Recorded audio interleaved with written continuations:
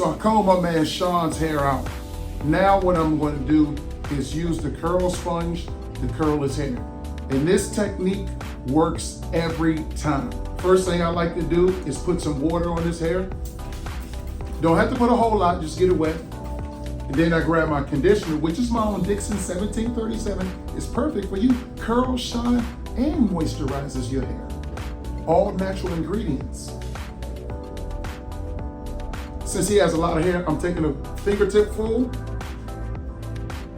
Gonna rub it around, and you wanna get all up in the scalp because the most important thing is it's not about the hair, it's the conditioner connecting to the scalp because that's where the nourishment and the moisture comes in.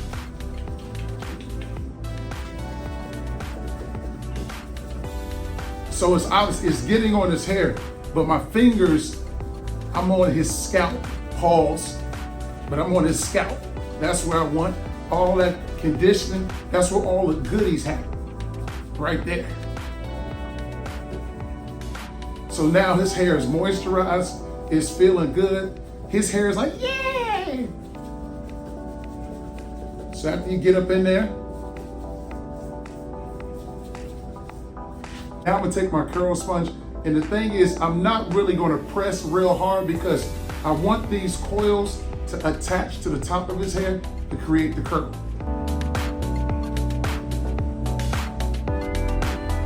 And to be quite honest, if I had a larger coil hair sponge, it would work better.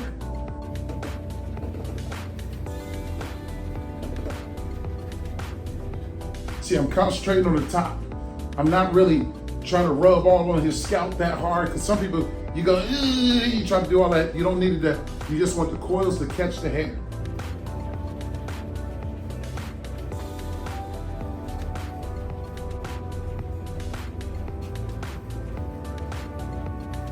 Now this gives him a natural look. A lot of people gonna look at his hair and be like, hey, oh, his hair is curly as hell. Not knowing that the curl sponge assisted to the curls. But that's our secret. Then I like to grab this TRESemme hold spray right here. Now what this does is this holds the curls forehead. And it's good because it doesn't make his hair real hard or anything, but it just holds the curls so it can maintain throughout the day. Shake that bad boy up.